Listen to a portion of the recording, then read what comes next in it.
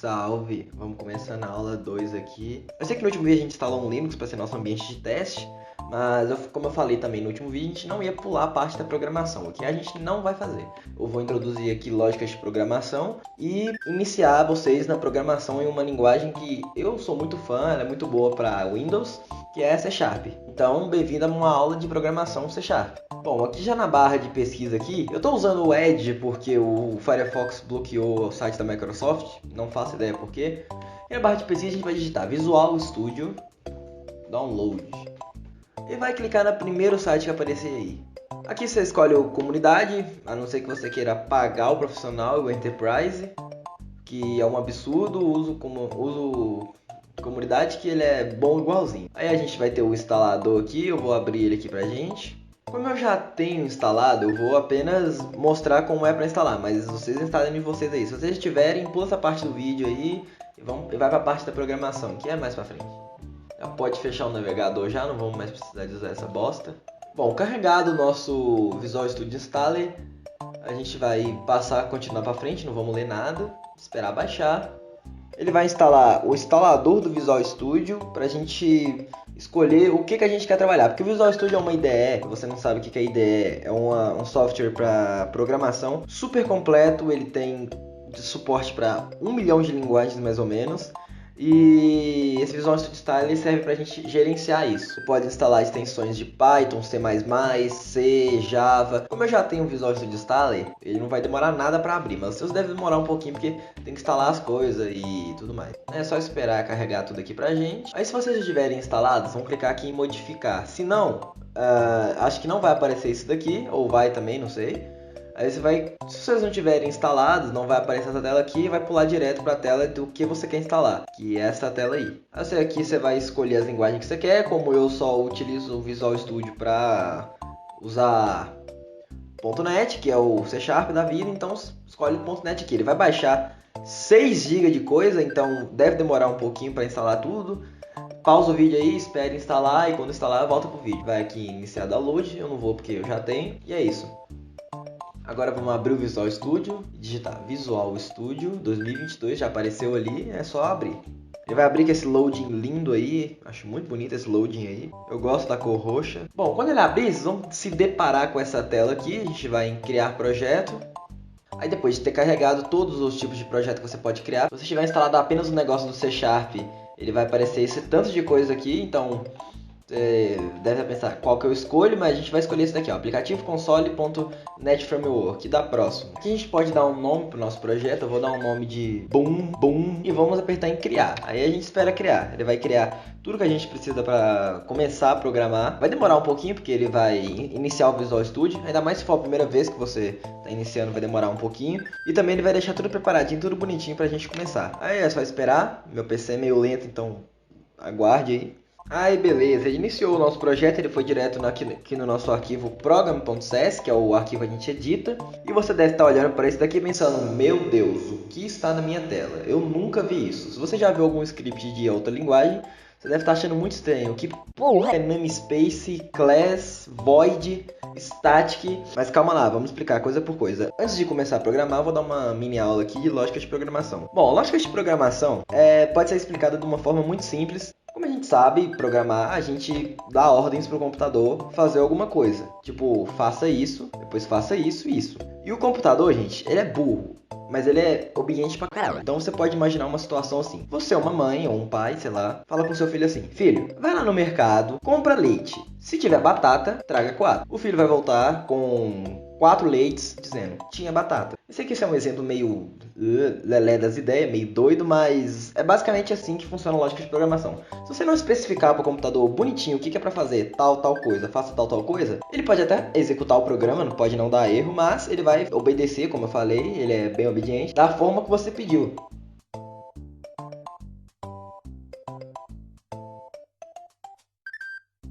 Outro exemplo bom para isso é você fazer isso na sua vida mesmo. Isso é um bom exercício para você fazer na vida, para você praticar a lógica de programação sem programar.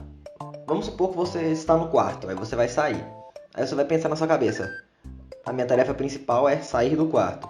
Se a porta estiver aberta, a apenas sair. Se não estiver aberta, abrir, sair. Aí, com isso em mente, você vai começando a fazer naturalmente, pensando nisso. E você vai usar essa mesma lógica para programar. Um exemplo, você vai fazer um programa com o objetivo de perguntar a idade de alguém para verificar se ela pode entrar numa festa. Aí você pode usar a lógica bem simples que eu acabei de introduzir. Se a idade da pessoa for maior do que 16, ela pode entrar. Se não, ela não entra. Isso é a lógica básica. Aplicando na lógica de programação, você poderia fazer assim: perguntar para a pessoa a idade dela. Se idade for maior do que 16, ela entra. Se não, ela não entra. É tudo exemplo bobo, mas a gente vai entender ao longo da aula aqui. Voltando aqui para o nosso Visual Studio, depois de um monte de explicação, a gente vai estudar um pouquinho como é que funciona a estrutura desse programa aqui. Se você nunca programou na vida, isso vai ser um pouquinho difícil de você entender, mas eu peço que tenha calma, não desista, que ao longo do tempo você vai entendendo. Aqui na nossa linha 1 até a linha 6, a gente tem as nossas importações de bibliotecas. O que são bibliotecas? Bibliotecas nada mais são do que bibliotecas que ajudam no nosso código. Porque pensa, aqui a gente tem aqui, a gente está avisando para o C# aqui, ó. Usem, que é usando sistema.teste. A gente está avisando, C#, eu quero usar a biblioteca de texto. E também outra coisa que eu esqueci de falar é que a nossa biblioteca deixa o nosso código muito menor. Porque pensa, se não existisse isso de importar bibliotecas, a gente ia ter que fazer tudo na mão, importar todas as bibliotecas existentes, e vai por mim, são muitas, não dá nem para contar, num único código que, sei lá, o objetivo dele era printar alguma coisa só na tela enquanto o PC iniciava, um exemplo bobo. Então não é viável não ter essas importações de biblioteca. Toda linguagem de programação que você for, se acostume que vai ter algo parecido com isso daqui. Ou usem, ou então importe,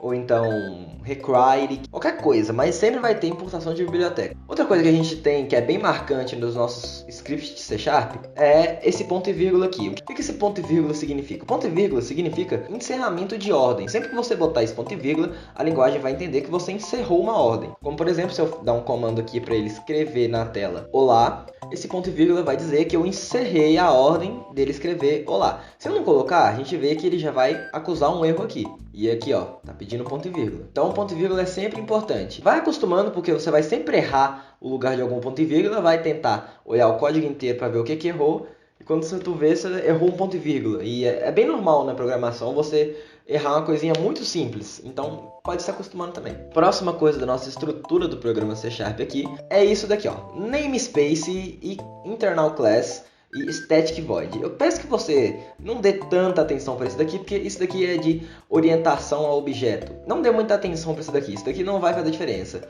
Saiba que em todo programa C# que você for fazer, você vai escrever aqui namespace, e aqui vai ser o nome do nosso projeto, né? Que nesse caso é boom. Internal class, ou então public class, eu vou explicar esses termos já pra gente, ou então private class, ou então apenas class. É sempre bom deixar internal, porque é a primeira class do programa, então ele não vai confundir com outras, mas é isso aí. Só um adendo aqui que a primeira não pode ser privada, tá? Aqui a gente tem static void. Static, ó, essa palavrinha aqui, ó. Ela é estática, você pode usar ela em outros lugares, como por exemplo, eu posso criar uma outra void que eu vou explicar agora o que é, chamada oi, que ela imprime oi, e chamar ela aqui. Ela é estática, eu posso ficar chamando ela em qualquer lugar. A gente também pode deixar ela com os nossos termos que a gente aprendeu, private ou então public. O que são esses termos private e public? Bom, public você já deve ter imaginado, é que qualquer lugar aqui da nossa estrutura pode acessar a nossa void, que void significa função. A gente está meio que avisando para o C# assim, C#, cria uma função pública chamada oi. A gente pode utilizar ela em qualquer parte do bloco. Mais um adendozinho que eu esqueci de mostrar aqui do nosso programa C# são essas chaves, não. Esses colchetes aqui. O que são esses daqui? Esses aqui são blocos de códigos que vão ser executados embaixo do que você definiu aqui. Isso ficou bem abstrato, vou explicar o que é. Dentro da nossa função estática main, a gente tem esses colchetes. Esses colchetes significa que tudo que está aqui dentro é para ser executado apenas no main. Agora, depois que eu já expliquei os básicos da linguagem, se eu deixei faltar alguma coisa, por favor, corrijam nos comentários aí, que a gente vai ter várias aulas disso. Eu vou explicar as principais funções que a gente vai sempre usar aqui na linguagem e o que são variáveis, o que são condicionais. Eu vou explicar isso bem rapidinho, que você pode implementar nos seus códigos. E é isso aí, vamos lá. Primeiro, a gente tem o nosso comando mais básico de todos, console.write. Esse console.write aqui, ele vai entrar numa coisa da lógica de programação que é entrada e saída de dados. O que é entrada e saída de dados? Entrada de dados é quando o usuário digita alguma coisa para o programa ler e talvez reagir com aquilo. Isso tudo depende do que você estiver programando. A saída de dados é o que o programa imprime de volta para o usuário. Então, tipo aqui, digite seu nome. Isso daqui vai servir como uma entrada de dados. Antes, deixa eu só escrever console.readline aqui, que é para ele travar. Porque se a gente escrever só write e acabar o programa, ele vai iniciar uma janela e vai fechar na hora. Continuando o nosso raciocínio, esse console.write aqui, ele é para entrada de dados. Vou iniciar o programa aqui para a gente ver, vai pedir para a gente entrar com o nosso nome. A gente usou aqui a função console.write. Existem duas funções dessas, que é console.write e console.writeline, onde a única diferença delas duas é que console.write é para ser o padrão que a gente usa como input, e o console.writeline pode ser usado como input, mas ele quebra uma linha. Então, vocês vão entender isso agora.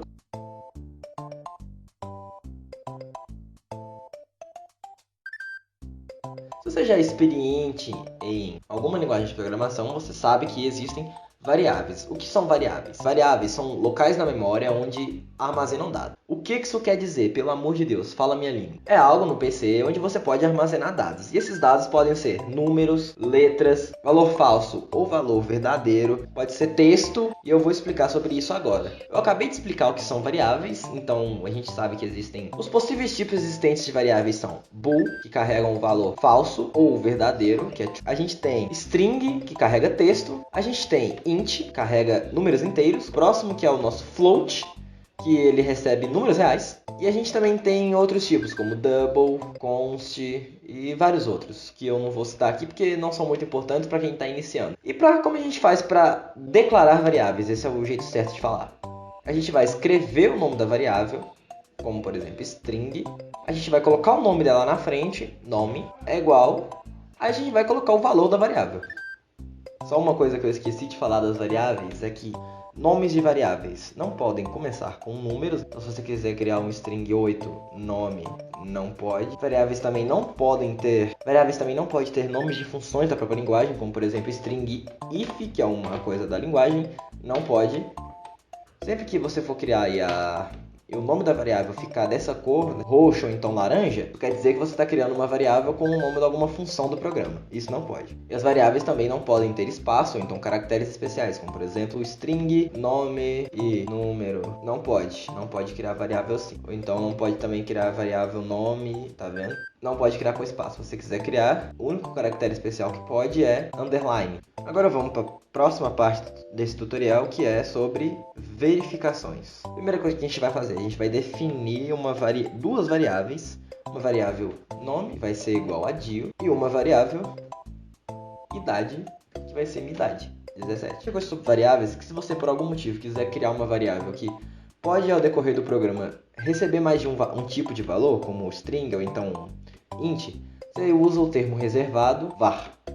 Ele vai chamar todos os tipos de variáveis em um só e você vai poder criar. O var você pode criar todos os tipos de variáveis. Vou criar todos aqui pra gente.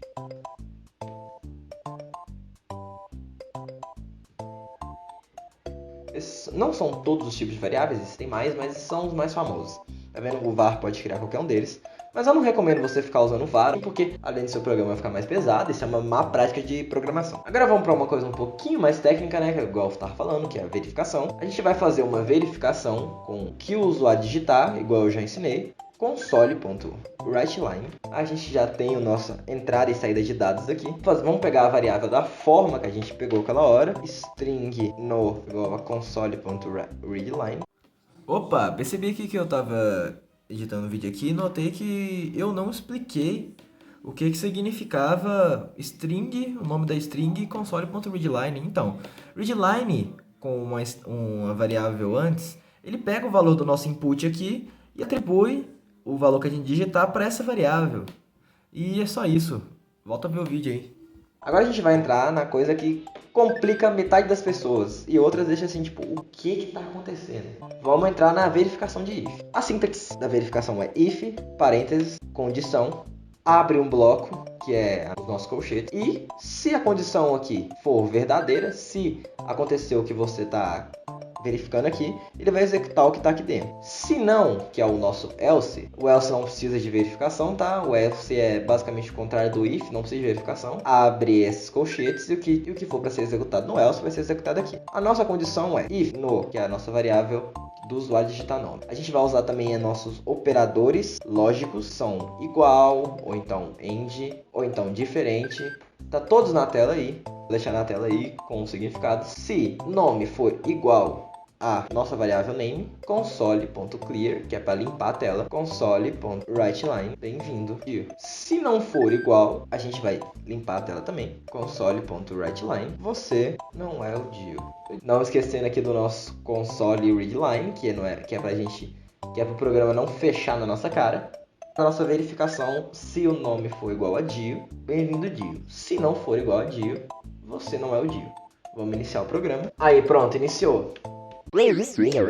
Dio minúsculo. Bem-vindo, Dio. Agora vamos fazer a verificação contrária. Escrever um nome aleatório lá. Vou escrever, sei lá, Gato Galáctico. Please say your name, Gato Galáctico. Você não é o Dio. Basicamente, verificações é isso. E agora a gente vai para a última parte dessa aula. Graças a Deus, não vou ficar mais ouvindo esse idiota falar. Que são os laços, mais conhecido como while for. São coisas um pouquinho mais complicadinhas de usar. Então, se você não entender, não tem problema, é normal não entender mesmo. Vamos lá. O que são esses laços? Esses laços, eles normalmente se alguma coisa retorna verdadeiro ou falso. Como, por exemplo, while 2 igual a 2. 2 é igual a 2? Sim, o valor é verdadeiro. Então, enquanto 2 for igual a 2, console.writeLine, 2 é igual a 2.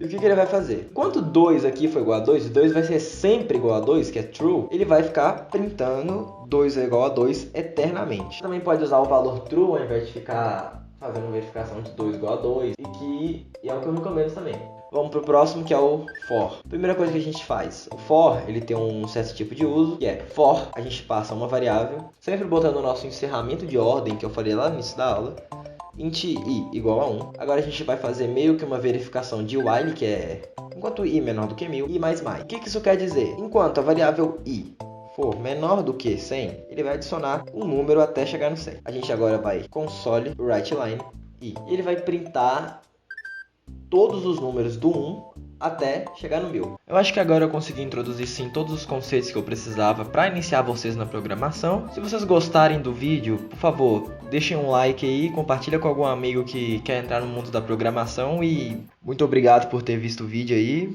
Valeu!